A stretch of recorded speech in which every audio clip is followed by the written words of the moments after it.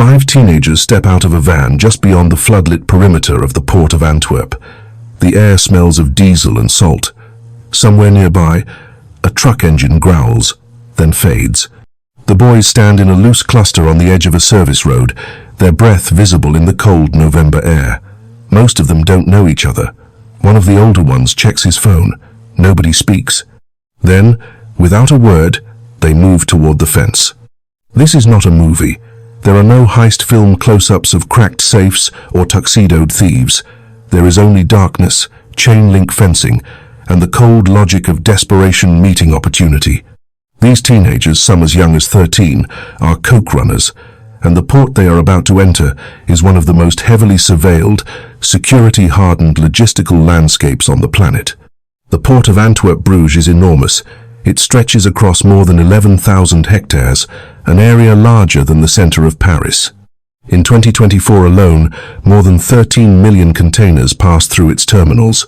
Ships arrive from every corner of the world, loaded with cars, electronics, grain, furniture, and fruit.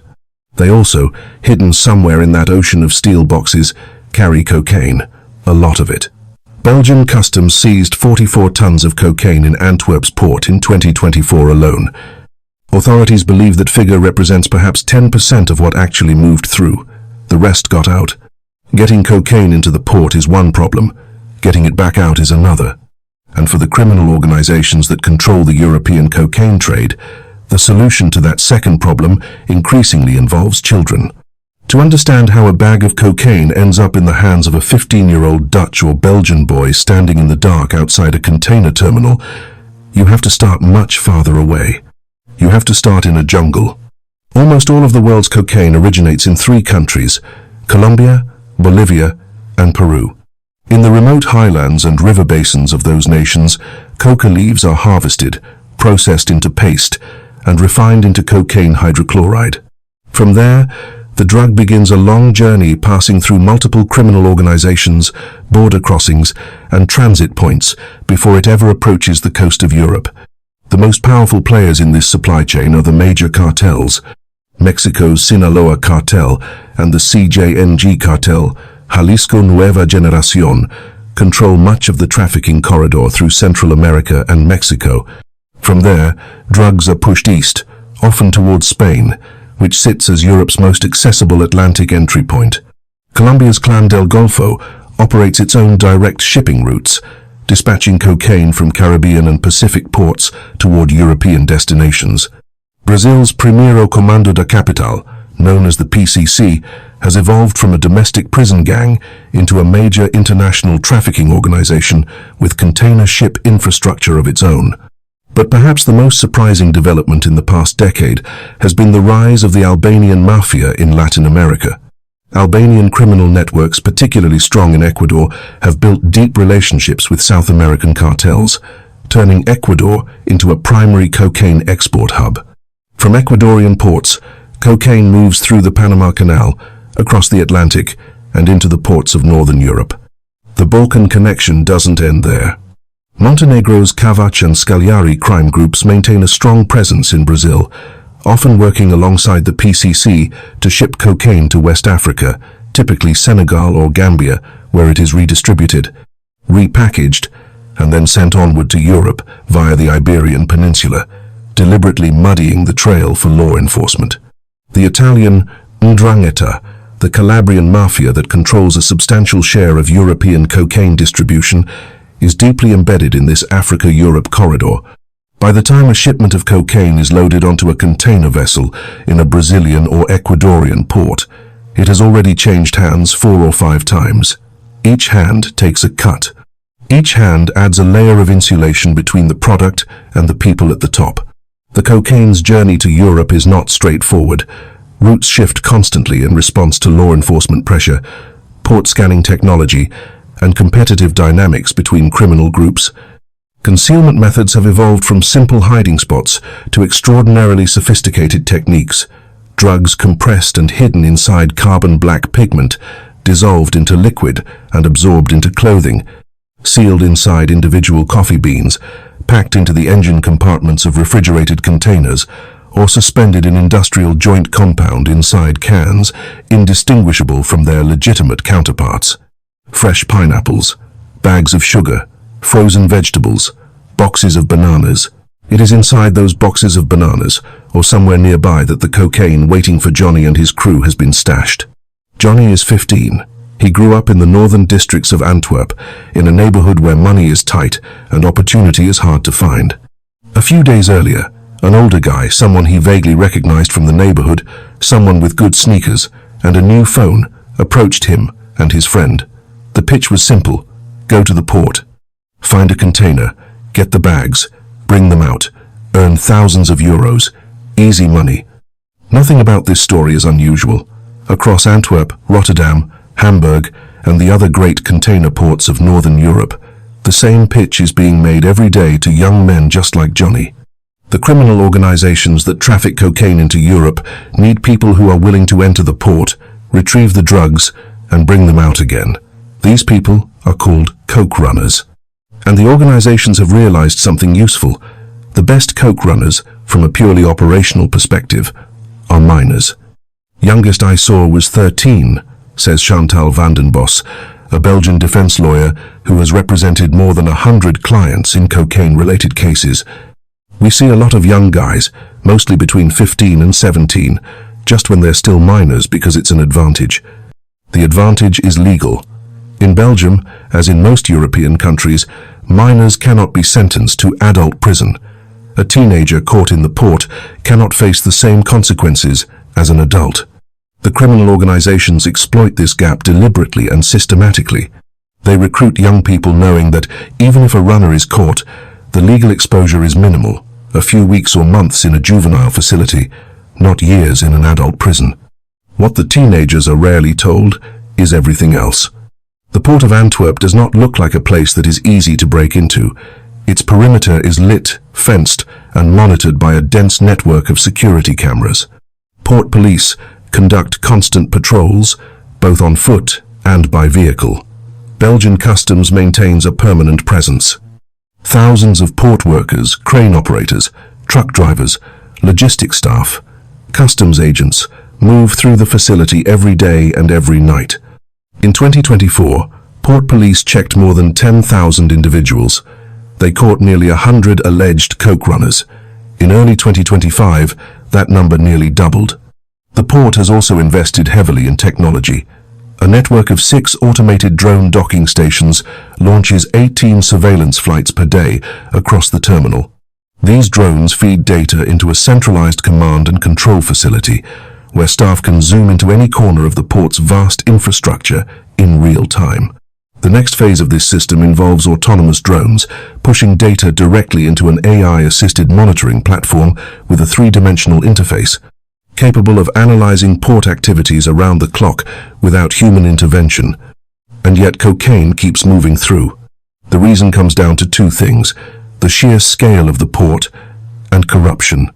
Even with all of the surveillance technology and police manpower deployed in Antwerp, 11,000 hectares is an almost incomprehensible amount of space to monitor. There are rows of containers stretching to the horizon.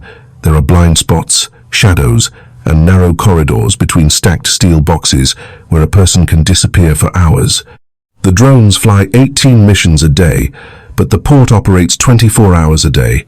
The cameras cover a lot of ground, but not all of it, and not always in real time. More importantly, the coke runners generally know exactly where to go. It is very difficult to get drugs out of the port without having someone inside the port, says a spokesperson for Belgium's federal police. Somebody needs to put a container in a certain location. Somebody needs to communicate the location to other members of the criminal organization. The insiders, port workers, logistics staff, sometimes customs employees, are the invisible infrastructure that makes the entire operation possible. For the right amount of money, a worker can move a container to an accessible position, communicate its exact location to a handler outside the port, and look the other way at the right moment. For this service, insiders can earn more than 100,000 euros. The attraction is obvious. The risk, most of them calculate, is manageable. When Johnny and the older boys who are leading his group climb over the fence, they don't have to search the entire port. One of the older runners has a phone. He has already received a photo and coordinates from his handler, a rough image showing the layout around the target container, a position number, a description, red container, between a blue one and a yellow one, bottom row. They move through the port with a destination in mind.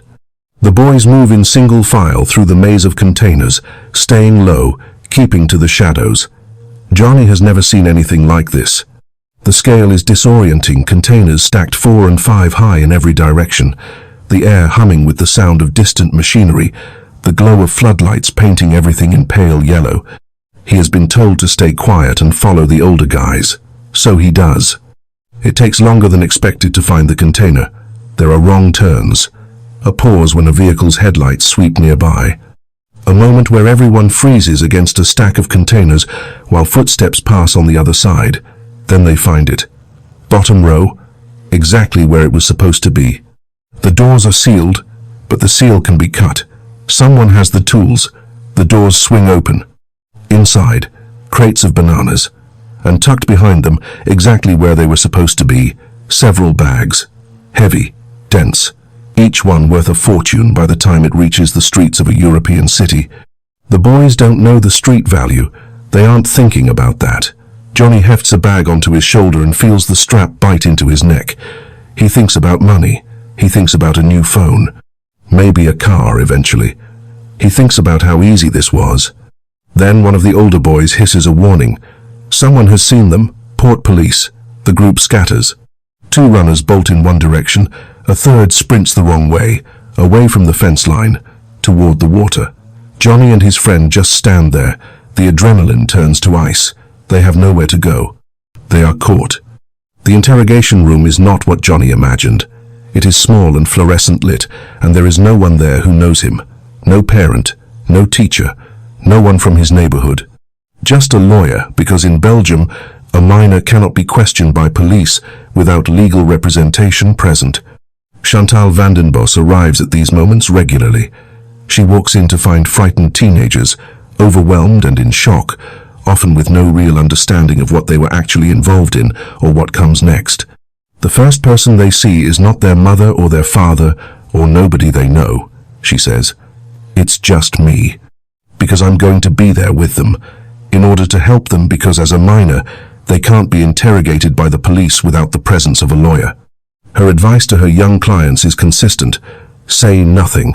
Not because silence protects them from legal consequences, it doesn't entirely, but because talking is dangerous in a different way. The criminal organizations that recruited these teenagers are watching.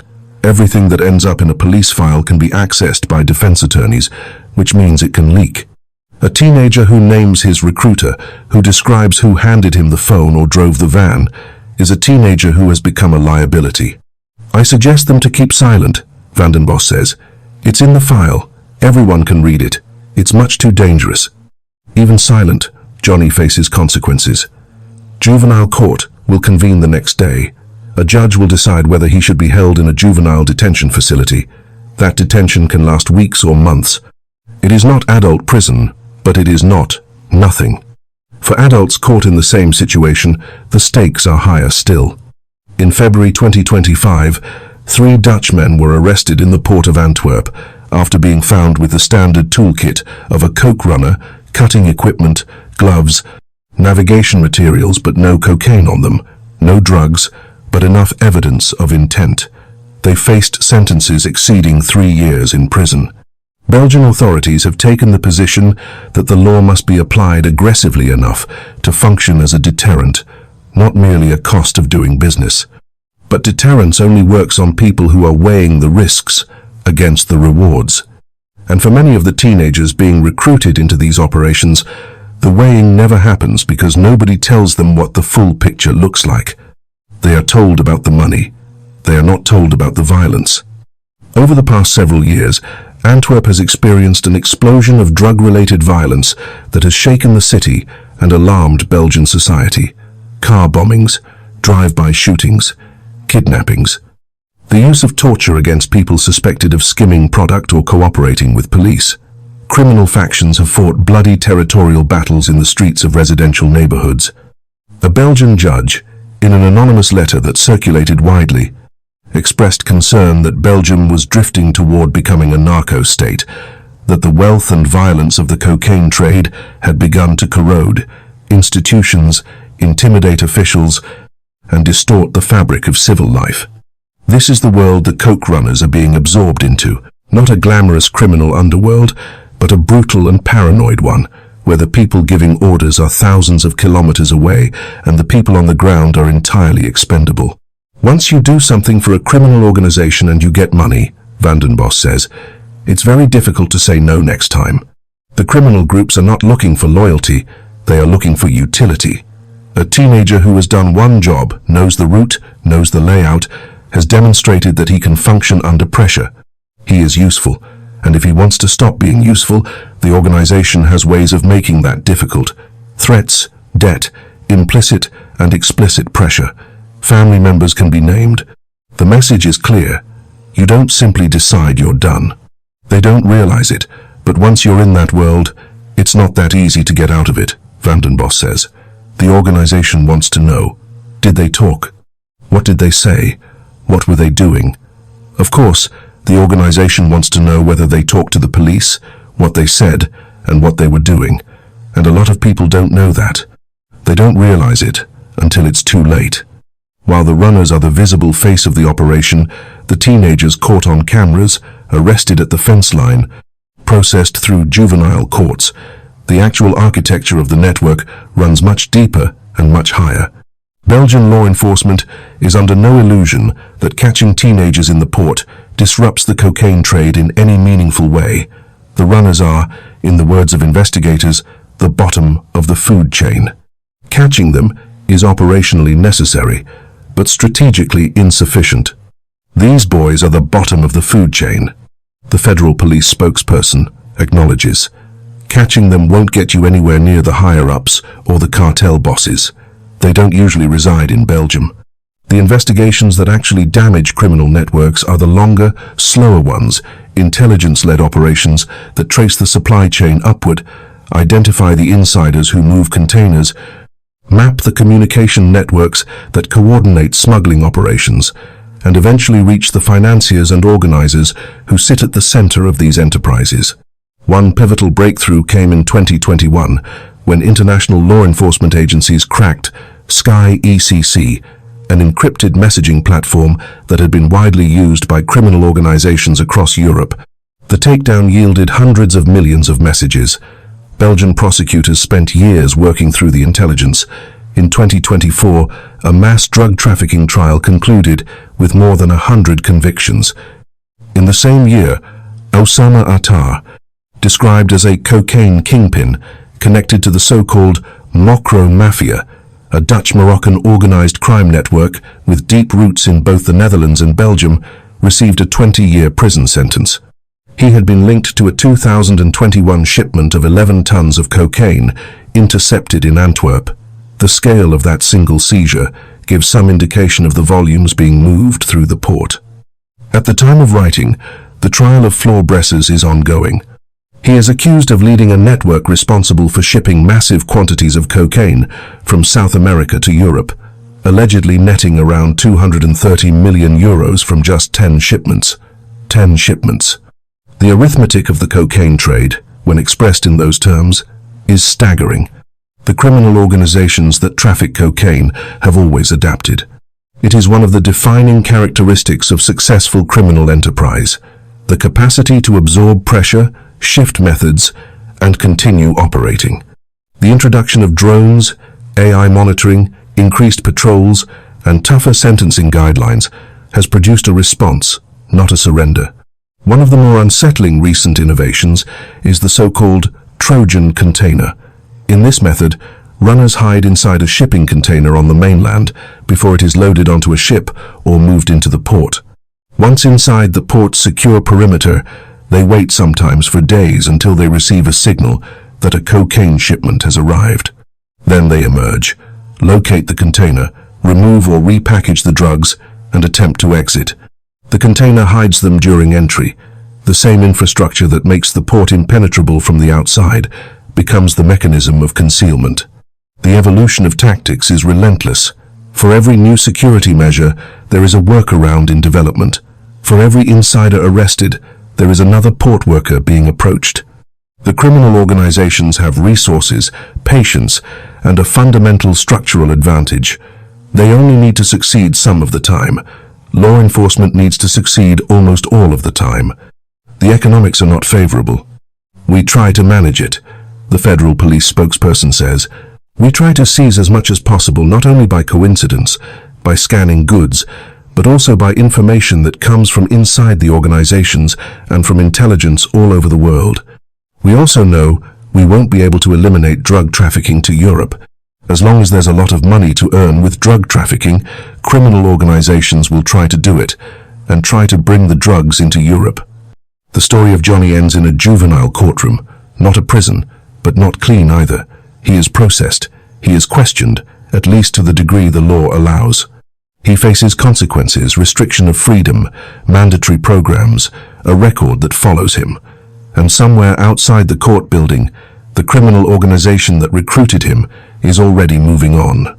Other teenagers will be approached, other vans will park outside the port fence, other bags will be retrieved. Business continues.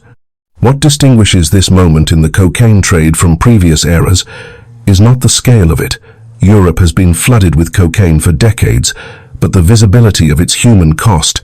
The teenagers cycling through Belgian juvenile courts are not abstract data points.